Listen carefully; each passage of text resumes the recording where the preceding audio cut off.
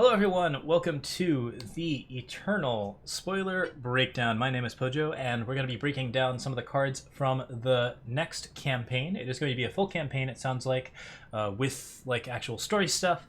So we are going to be seeing some new cards released. We also have a promo, Caleb Executioner, that I believe I reviewed on stream, but I forgot to upload to YouTube. So as a quick review, Caleb Executioner is also out. You can pick up copies of this for free for a day or two more. It is an 8-cost 8/8 that kills things very, very quickly when it is played down, but generally does not have a lot of value. So that's really all we want to say about it. It's not a terribly great card, but it is kind of exciting if you can get it down late. It should be good for people who are starting out with their collections if they need something to close in red mid-range, but it really doesn't fit in too many other places. You can make the card work, but I don't think it's super worth it to do so.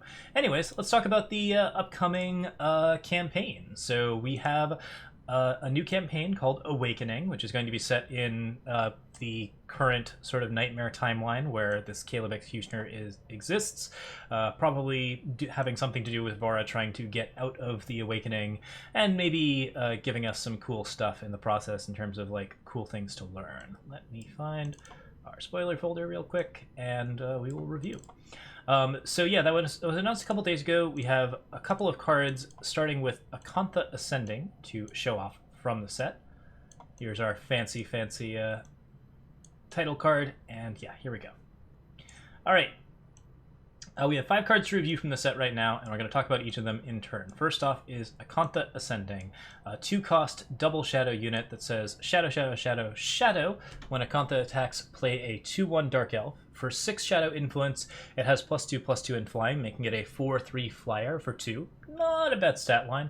And finally, at 8 shadow, when Agatha hits the enemy player, they sacrifice a unit, which is definitely not bad for a 2-cost unit. In terms of this card, there are a couple of things to say about it. First off, it's obviously very good in Mono Shadow.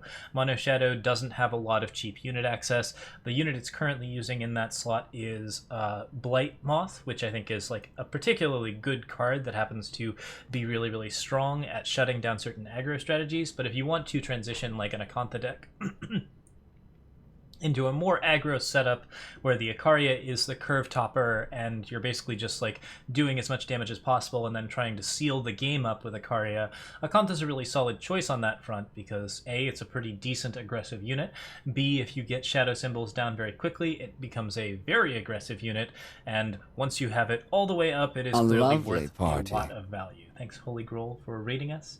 We're currently recording our spoiler breakdown. So yeah, Agatha Ascending is definitely a solid option in terms of 2-drops.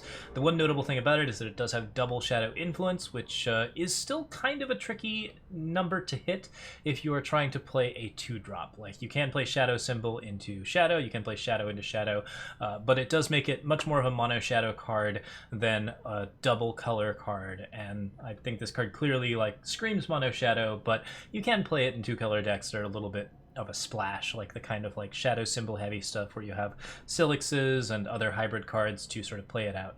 Makes a strong expedition card. In Throne, it's a little bit vulnerable to a lot of the solid removal, and it's not amazingly well setted. A 4/3 flyer for 2 is clearly pretty good, but you have to get a lot of influence together to actually make that happen, so it's not adding a lot of power to itself on that front. I think the card has a place maybe in Throne decks, but it's mostly going to be very strong in the Expedition Mono Shadow list that has been strong since the set came out. I think this is just a solid addition to a format that maybe didn't really need a solid addition. Typically when you release campaign cards, you don't add power to decks that are already strong. You try to put power in places where other decks might be suffering. So it's a little interesting to see this card that's just clearly promoting Mono Shadow, a faction that was already very popular. But in any case, there it is, and I think with all the Rakano and Fire stuff taking over the meta, Shadow might need a little bit of love. Next up, we have Sewer Kudzu. I don't trust it. It's a plant. Yes, anyways, 8/4, Overwhelm. If it's your turn, draw Sewer Kudzu from your void. So this is a Overwhelm card that when it attacks, cannot really be effectively blocked because if it dies, you get to play it again for 6. So this is kind of really a good draft card. Like, if you had this in draft, you would be absolutely amazed with it. In Expedition, it's okay. In Throne, it's like, it's probably too slow, but it's still reasonably well statted for a unit that is modestly sticky. On the other hand, it's very easy for your opponent to kill it on their turn, so this is a card that, while it demands removal, does not give you a lot of other access. I think Overwhelm on an 8/4 is just a perfectly statted card. Like, the card trades really well, it's fairly hard to deal with, it can't be torched or effectively dealt with in a number of ways that you'd really like to deal with it. I don't think this card's insanely powerful, but I think it just sort of hits this nice sweet spot in terms of rares that you'd actually want to include in a time deck. It's got a really good stat line, it's got that Overwhelm ability, and like if you give it like double damage or flying or any other number of annoying things, if you are recurring it frequently, and it's also recurring itself, if you're playing in like a crown deck and you want this card to redraw itself over and over again, there's a lot of ways that this card becomes a problem for people that don't have hard removal in their deck, and some interesting things that you can do with it as a result. I think it's a fun card. I don't think it's a good card, but it does definitely present a really interesting problem that will basically be a skill test for decks. You have to solve this problem or else Sewer Kudzu is going to run you over, so that could feasibly get you a gold or diamond deck in the meta. I don't think it's necessarily master material, but it's got some good strength to it. It's something you'll have to pay attention to and actually have plans to deal with if the card comes down. So notable on that respect, and if you can give it other abilities, that's certainly quite worth it.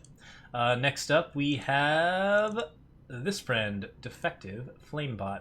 Defective Flamebot is a 4/4 decay for 4, which already, that's a pretty good stat line. Not bad at all for a red card. Not bad at all for a Grenadin. This is a beefy Grenadin.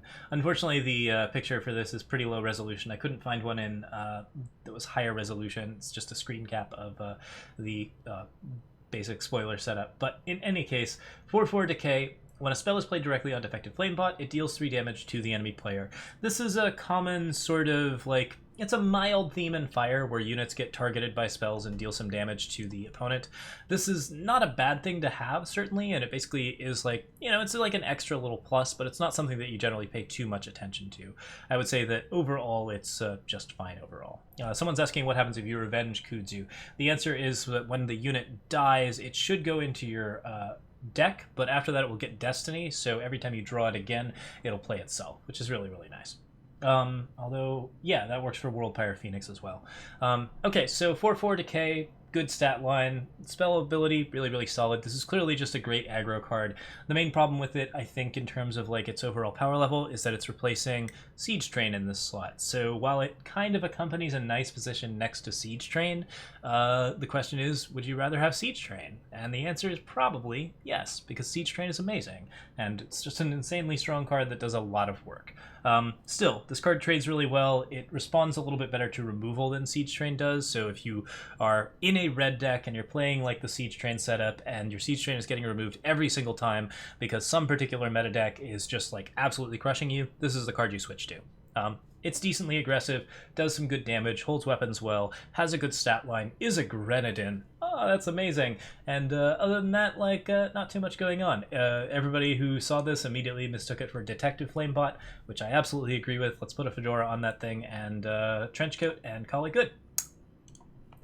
All right, next up we have Broken Contract. This one's kind of wild. So this is colorless reward. It is a 0-cost power. And it specifically says, Fate, if you have a unit in your void, play a 4/1 sellsword that can't block. That is, I think, one of the best free units that we've ever gotten in terms of like overall stat line. Sand Warrior is free but rewards you for having mono time. Broken Contract is free but rewards you just for having a unit in your void, which is not too hard for aggro decks. If you want to play aggressive, this card seems kind of bonkers in some respects. Honestly, I think that it has a bit more of a position in decks that can recur the power ability, most notably like blue second sight type decks where you are just trying to play a decent amount of aggression and just fiddle around with a lot of stuff. I'm a little worried about this card. I don't really like having a 4/1 sellsword that doesn't block because that unit is annoying in a number of different ways. One, it's very pressure heavy, which means that if it's not answered, it kills you very quickly, which feels pretty rough if it is a power and you just didn't draw the removal that you need to kill it. It does trade with everything, so it doesn't feel super strong to have it when your opponent does have responses. But, you know, it's fine. If you get a free unit and you trade it with a Grenadin, you certainly don't feel too bad about it. And if you trade it with a 2/1, all the better. That's pretty strong. But notably, this card just gives you like a lot of aggro in like a second sight static bolt deck. You could play a unitless deck and still be playing a ton of 4/1 sellswords that can't block while just like digging through your list, playing other cards, and just like, yeah, you get basic continuous threats as a result of this. I think that the can't block ability is clearly necessary. Like, you do not want this power to create a unit that can block because it will stymie up the board and make it very, very unpleasant. But I also think there's a lot of power here, and if this card actually gives you the ability to get these cards through undetected, whether through Levitate or Midnight Hunt, any number of like unblockable options. You could play like a Felm deck that wants to do like the Voprex setup. There's a lot of different ways that you can play around with this, but it's a way to sort of encourage low influence decks in Expedition that I think actually does that encouragement very, very well. And I'm a little concerned about like the overall power level of this card if it actually does get out of hand. The play pattern is not that fun, so if the card is perfectly balanced, I don't really have one opinion about it one way or the other. Colorless players are surely going to be happy to see this because everyone's trying to build a colorless deck that works on entirely colorless cards. This is one more step towards that. It's like maybe the last colorless power that you needed to just not play any influence. We might be, I think, 2 or 3 cards away from that. But yeah, it's notable in that, like, basically a 4/1 sellsword is a pretty serious clock. And if you just draw this as your power, you certainly don't feel bad about it. It's certainly something that I think you could see in a lot of decks as opposed to very little. And I would rather see it in very little decks than in a lot of decks. I think it's kind of fun in small numbers. I think I will get very sick of it if it shows up in a lot of meta lists. Okay, those are the 5. So Eternal Awakening is going on pre-order, I think, at the day that this video is coming out, so you can pre-order it if you like. The pre-order includes a premium copy of Button Death's Reach, and it is, and forever will be, Button Death's Reach. Instead of looking up, he's looking down. If that's worth it to you, by all means. The art is kind of nice, I think. It's a little bit better than the other one, but yeah, it's also just, there you go. If you wanted to see Button from, like, knee level, as opposed to Button from, like, sky level, then there you go. In any case, Button Death's Reach is available as part of the pre-order, so if you're interested in the thing, then that's the new art. Very, very shiny. Nice bit of drawing. I think that they did a very good job with it. But on the other hand, I also think that the other Button was also quite good. So solid stuff on that front. Okay, so that's Awakening. We will be seeing more spoilers from that soon, and we will be reviewing them as they come out. Other things to announce, we are doing a Fall Guys tournament at 8 p.m. PST. I am going to be playing with the Misplay. The 4 of us are going to do 5 runs. We're going to try to get as many crowns as possible. This is for Channel Fireball, and if we win, Channel Fireball will be donating $500 to the Okra Project. So tune in for that. That's going to be on my stream, as well as hopefully on the Misplay streams. 8 p.m. PST, Twitch TV/LocoPojo if you're interested in tuning into that. Beyond that, we're prepping up for that draft tournament. I am moving, so we will see a change of locale very soon, and I will also be a little bit less available on Friday through Sunday, but we should be back on more consistent scheduling after that and continuing things as normal. I am on Twitch, YouTube, Twitter, and Patreon. Thank you so much for watching, everyone. We will see you all next time with more Eternal spoiler breakdowns and card breakdowns and many Eternal brews. See you then. Cheers.